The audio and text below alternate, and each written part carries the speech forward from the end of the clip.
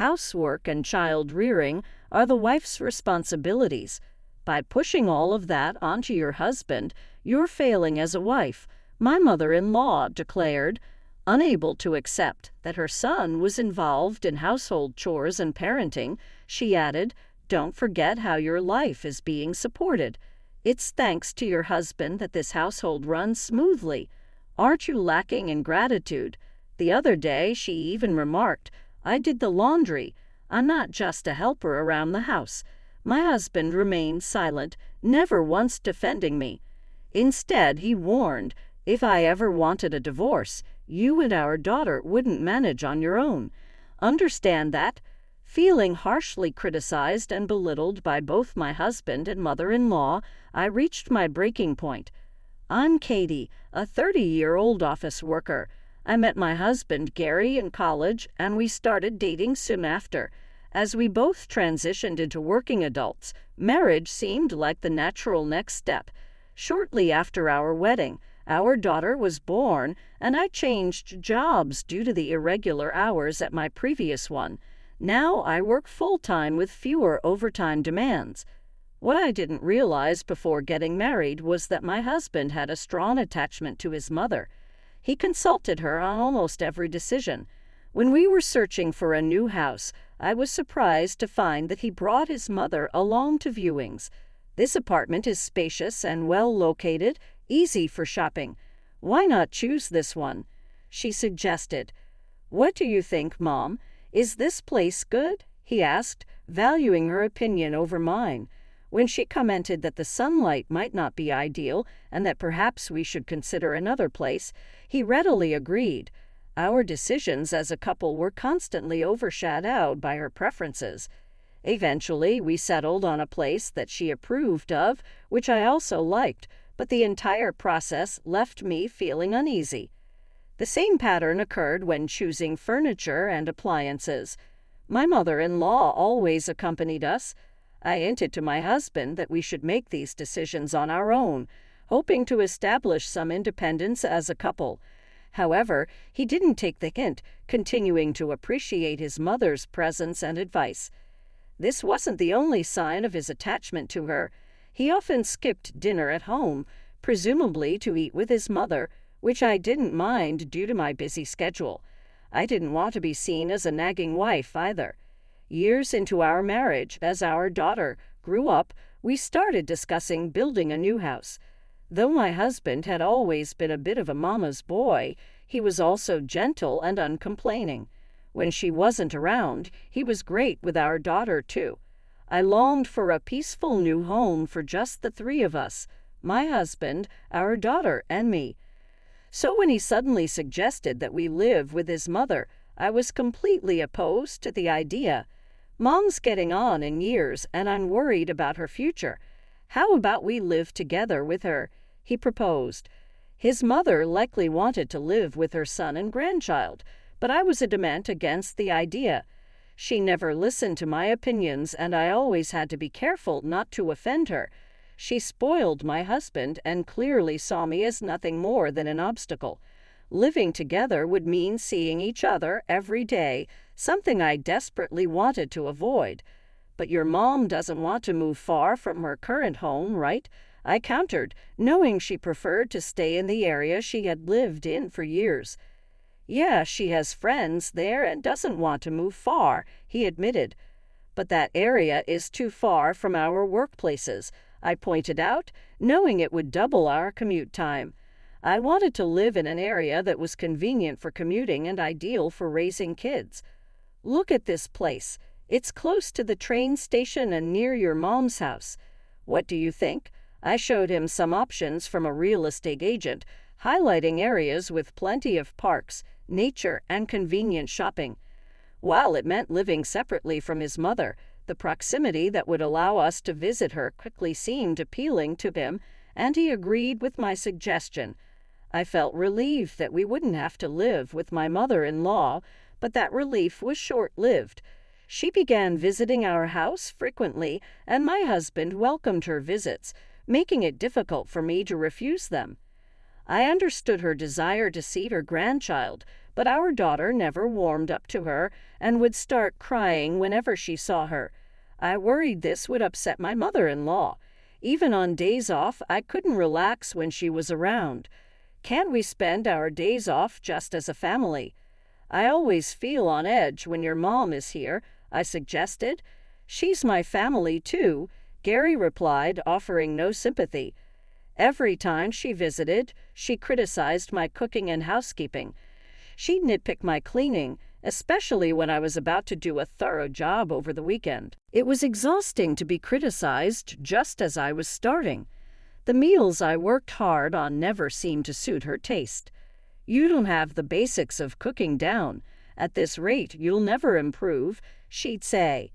I'm sorry, I'd reply meekly. It's true your soup is always too salty. My mom's is always just right. Gary joined in on his mother's complaints, pressing me too. Normally, he didn't say anything, but when she was around, he suddenly had a lot to say. Feeling discontented, I decided to talk to him when my mother-in-law wasn't there. If you have any complaints, I wish you'd tell me directly. There's no need to wait until your mother is here, I said. I can't help it. I remember things when I hear Mom talking about them, he replied, a bit annoyed. Even though he didn't mean to be hurtful, I longed for compassion and support in our marriage, but it seemed increasingly difficult for him to understand that. Our arguments about his mother became more frequent. Around the time our daughter started first grade, I received news from my mother that my father's health was declining. Caring for him alone had become too much for her at her age, so I decided to adjust my work schedule to help with his care daily. Because of this, Gary began taking on more responsibility for our daughter. She was becoming more independent, helping around the house and understanding of my situation. I was so grateful for her. One day, my mother-in-law came over, furious, accusing me of leaving all the child care to Gary. I'm sorry, but my father is really unwell and my mother is elderly. I really need to be there for them, I explained, hoping she would understand. I believe families should help each other in tough times. But my mother-in-law didn't see it that way. Housework and child care are a wife's job. Dumping it all on Gary? What are you thinking? If you want to care for your parents, you should still manage everything else. That's the least you can do, she scolded. I couldn't argue back. She couldn't accept her son doing housework and child care. Think about it. How is your life supported? It's all thanks to Gary. Don't forget that and be more grateful, she continued. Despite my own income, she insisted it was all my husband's doing. He didn't defend me once while she was scolding me. The other day, I even had to do the laundry. I'm not just a helper around here, he added, as if to reinforce her point. I had been so busy with work and caring for my parents that there were times I couldn't manage everything. I asked him for help, and while he helped without a word, it became clear he was harboring resentment. His remarks seemed aimed at escalating his mother's anger, and his attitude grew stricter as I continued juggling housework, child care, and caring for my parents. I want to do my part with the chores, but sometimes it's just too difficult, and I need your help. Even if you can't take care of our child, at least take care of your own things, like tidying up after yourself, I pleaded. What are you saying? Protecting the home is a wife's duty. Why should I have to do it? Are you trying to push your chores onto me? He retorted, dismissing my pleas for cooperation. No matter what I said, he wouldn't understand. Stop talking big when you don't even make as much money as I do. If I say I want a divorce and it really happens, you do realize you and our daughter won't be able to live on your own, right? He added, his words cutting deep. I couldn't deny it. My income had decreased since I changed jobs, and now it was less than Gary's. I had chosen a position with fewer overtime hours rather than a higher salary. Since then, he had become increasingly unreasonable. If you want to care for them so much, clean the house thoroughly first, he demanded, knowing full well that this was impossible for me with a full-time job. His demands extended beyond cleaning to meals as well. "This isn't enough. Don't always settle for stir-fries, and I don't want store-bought ready meals," he insisted. No matter how exhausted I was from work, skimping on dinner wasn't allowed.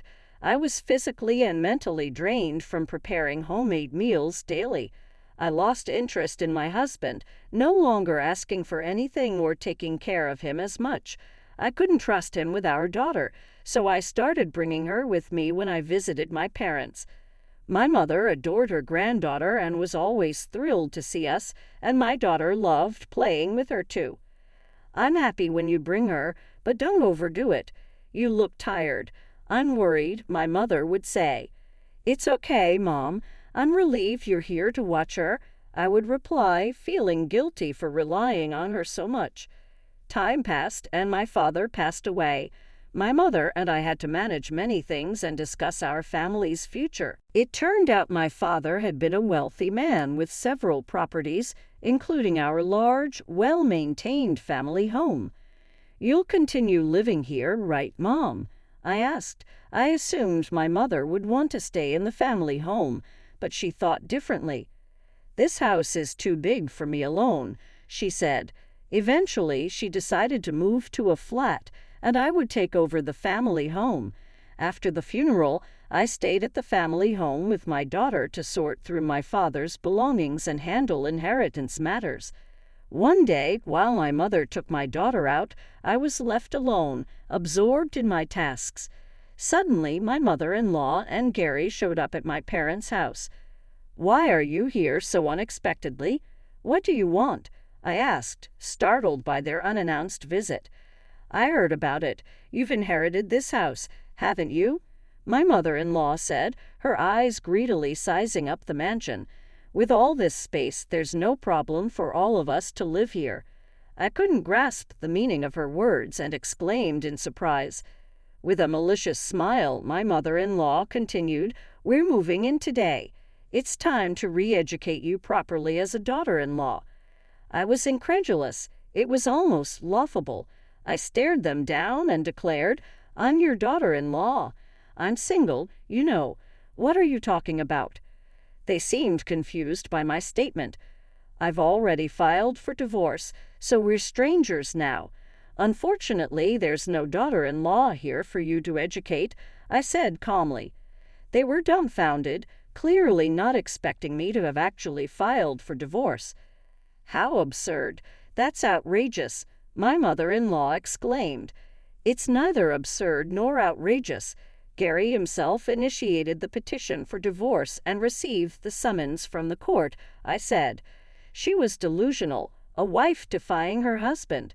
My mother-in-law was fuming, her anger escalating. I had sent the response back to the court just before my father passed away. My husband had been no help during my father's illness and had only made things harder for me. My love for him had long since withered, so I agreed to the divorce by sending the papers back to the court, making his threat a reality. I had initially intended to discuss the divorce with him, but neither he nor my mother-in-law would listen. Then my father passed away, and the moment was lost. As I listened to her barrage of harsh words, my patience finally snapped. Expecting a wife to obey her husband in everything is an outdated notion. "I'm neither a housekeeper nor a maid," I said firmly. I didn't care if my mother-in-law hated me anymore. I was no longer her daughter-in-law. "How dare you speak like that? Don't get above yourself," she raged, lunging at me. I tried to resist, but she was surprisingly strong. "Stop it! Let go!" I shouted, struggling to break free. "How could you divorce without discussing it?" Unbelievable. Such a terrible daughter-in-law, trampling on my son whom I raised. Her eyes were bloodshot with fury as she glared at me. "Come on, do something about your mother," I pleaded with Gary, but he just stood there motionless, unable to accept the reality of the divorce. Realizing I couldn't handle this alone, I struggled with my mother-in-law as I somehow managed to call the police. Even as the officers arrived and I explained the situation, her anger showed no signs of abating. "Please calm down," the police officer said, reaching out to my mother-in-law. "Stop it. Don't touch me." She reflexively brushed him off, but in the process her hand struck the officer's face, leading to her immediate restraint. Despite this, her agitated state continued to pose a danger, so she was taken to the police station. As I watched the police car drive away, I approached my husband, who was standing there dazed. "I'll be claiming alimony for the mental anguish you caused me," I said. "Alimony?" he asked, still in disbelief. "Yes, I've recorded everything," I replied calmly. My husband stood there gaping, seemingly lost without his mother to rely on. Time passed, and one day my ex-husband appeared at my workplace, apparently through a mutual acquaintance from university. Bad rumors about him had spread at his job. Talk of a runaway wife, mother-in-law problems, and pity for the wife circulated among his colleagues, making him uncomfortable enough to resign. I was shocked to see him. His hair was unkempt, a scruffy beard covered his face, and his overall appearance was disheveled. He had fallen into gambling due to stress and was struggling financially. Given his mother's own gambling habits, his income alone wasn't enough. "It's a nuisance you coming to my workplace," I said coldly, no longer able to muster any sympathy for him. "I told you, but you never respond when I contact you," I said firmly. "I don't want anything to do with you or your mother anymore. Please hear me out. Can we reduce the child support? It's been really tough lately," he pleaded. "The amount was agreed upon by both of us. You wanted to do what was best for our child," I reminded him. He clicked his tongue in frustration, glaring at me. "Things have changed. My income is lower, and I hardly get any bonuses. I know if you stopped gambling, you could manage life while still paying alimony and child support," I said. "But you don't see it that way. You want to shirk your responsibility as a father. Look, we're both struggling on a single income. Shouldn't we give it another try?" he suggested, proposing remarriage out of financial desperation. I was utterly disgusted. His hypocritical manner of proposing infuriated me. "No way. I never want anything to do with a mama's boy like you again," I retorted. "Mama's boy," he reacted, clearly not self-aware. "You can't make a single decision without your mom. The house, the furniture, the appliances. You consulted her for everything," I continued. He tried to defend himself, but I cut him off. "I know you always go shopping for clothes with your mom and have her pick them out for you. That's generally called being a mama's boy, you know." My ex-husband grunted as if struck by the truth of the matter. He considered himself a devoted son, but to me he was just a dependent mama's boy. "And you?" I added. "You always used to make fun of my income. Well, that's going to end now." "What do you mean?" he asked, his tone filled with disbelief. "Actually, I'm earning more than you now." "What? That's impossible. There's no way you earn more than me," he scoffed. "It's true. I got a promotion," I said. "I was recognized for my hard work at my new job and am on the path to success." He refused to accept my words, stunned. It made sense, though. He'd always flaunted his high salary and looked down on me. He never imagined that the wife he belittled would end up earning more than him. "You don't have to believe me, but I can show you the pay stubs any time," I said confidently.